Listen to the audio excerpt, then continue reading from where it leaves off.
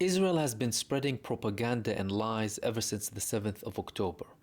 On the actual day, when it came to the certain massacres that happened over there, we realized that Israel committed these massacres in the Nova Festival.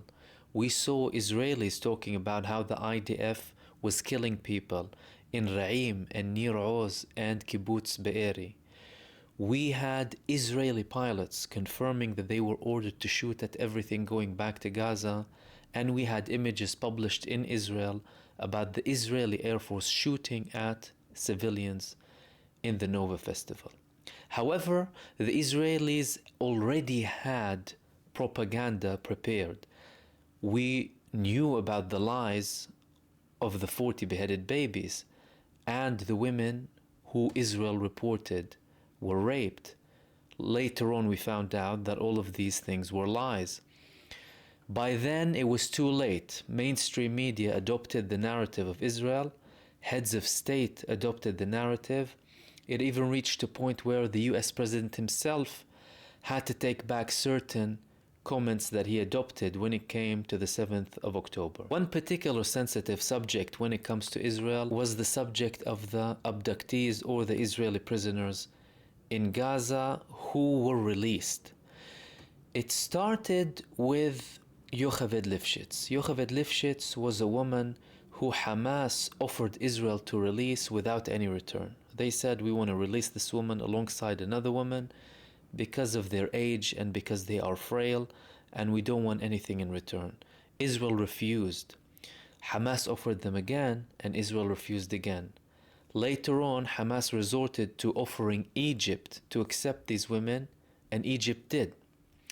Then they were taken by the Israeli army back to Israel, and Yocheved Lifshitz had a press conference.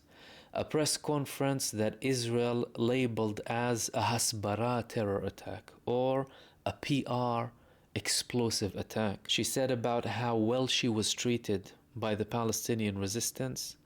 She said how they took care of her, how they took care of her hygiene, how she was constantly treated, and also how she was bombed all the way being taken to Gaza and during the time she spent in Gaza. It didn't stop there. We started to have more and more evidence coming from Israelis who were released.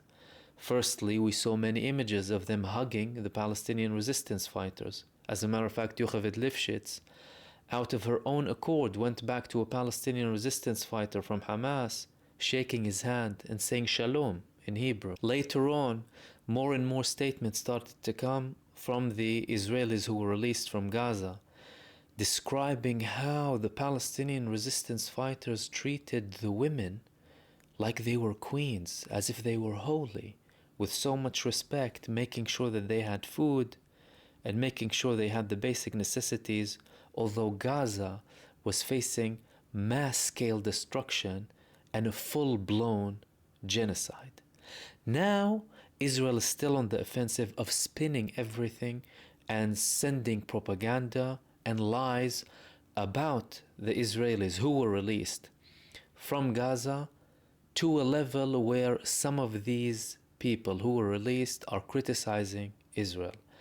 In a recent statement, Noa Argamani, one of the Israelis who was released in what Israel labeled as a heroic rescue campaign. They labeled it as a heroic rescue campaign, although they massacred 270 Palestinians during that heroic campaign. Over 270 Palestinians, wounding over 400 and causing mass destruction and killing 3 Israelis in the process and wounding the person who is making this statement, Noa Argamani. She posted a story on her Instagram saying that I cannot ignore what happened here in the press in the past 24 hours. Things were taken out of context. They did not hit me and they did not cut my hair. I was in a building that was bombed by the Air Force. And the exact quote is, this weekend after the shooting, as I said, I had cuts all across my head and I was hit all across my body. I reiterate, I wasn't beaten, but I was hit across all of my body because the building collapsed on me. As a victim of October the 7th, I will not allow myself to be a victim again, this time by the press. This is a very strong statement coming from an Israeli who was released from Hamas. She is no longer in Gaza, and there is no interest for her to defend Hamas at the end of the day. They kidnapped her from Israel, haven't they? She was released later on. But no one is forcing her to say anything. As a matter of fact, she's in Israel now. But clearly, she is very offended by how the Israeli mainstream media is portraying the stories about the Israelis who were released from Gaza, and she's not alone.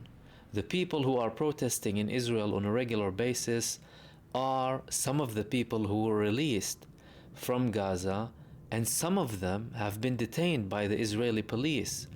They don't want you to know that.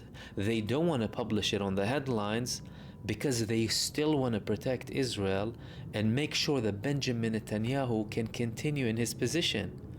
All of this highlights time after time how many lies are being published by mainstream media and how easy it is for the Western mainstream media, including politicians and people in power, to adopt the official Israeli narrative despite the fact that it's in complete opposition to the statements coming from the first victims on the 7th of October, including those who were released from Gaza.